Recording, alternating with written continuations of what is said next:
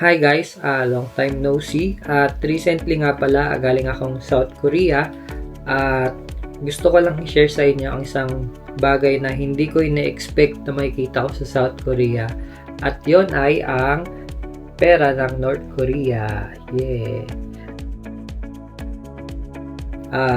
So, isa sa itinerary ko sa Seoul ay ang pagpunta sa mga flea market. Gusto ko makita yung mga antiques na mga tinitinda doon. Ina-expect ko kasi na baka may mga makita akong mga bagay na interesting.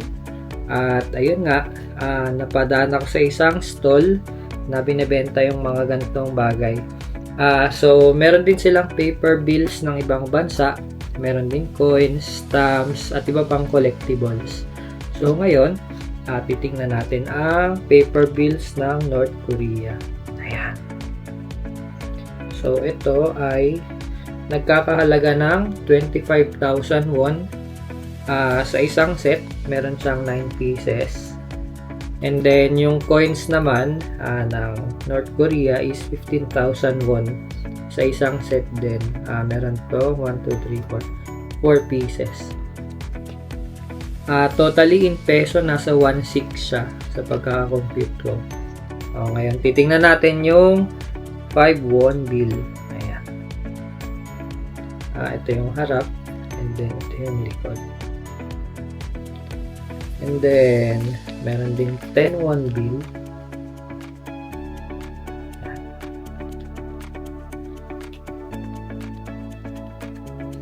Ayan yung likod niya. Ang sabi sa mga research ko, may mga iba-ibang version ng bill. Yung ibang lumang version, iba rin yung design niya. And ang pagkakabasa ko rin, hindi siya legal ibenta sa Amerika. So, napakaswerte naman natin para magkaroon ng ganitong collection. And then, ito yung 100.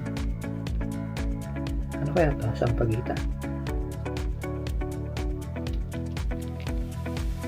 Then, yung mga likod niya sa 100 and above is numbers na lang.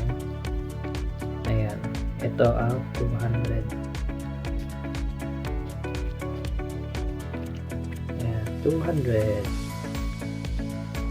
And then, 500. Ito nga pala ay ang Arc of Triumph na makikita sa North Korea. Then, likod ng 500. 1,000.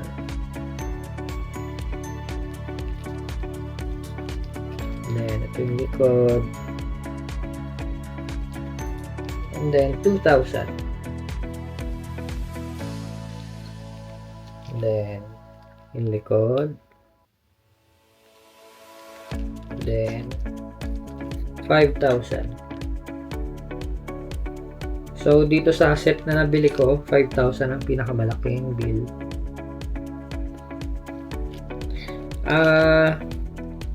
So yun. Basically, bibili rin dapat ako neto sa border city ng China dahil pupunta ako next month doon sa Dandong. At siguro marami pa tayong makikitang memorabilias ng North Korea doon sa city na yon dahil pagtawid mo mismo doon sa bridge doon, nandun ka na sa North Korea. And then, titingnan natin yung coins. Ang smallest coin niya is ito, 5. Oh no. Kita ba? Ito yung likod niya.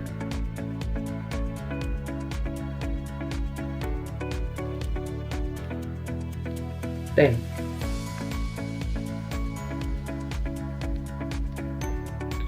Then 50.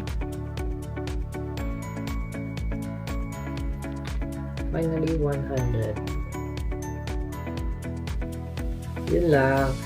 Gusto ko lang talaga siyang i-share dahil super excited ako magkaroon ng ganitong collection. Sa susunod ulit, babalitaan ko yung pagpunta ko ng China. Paalam!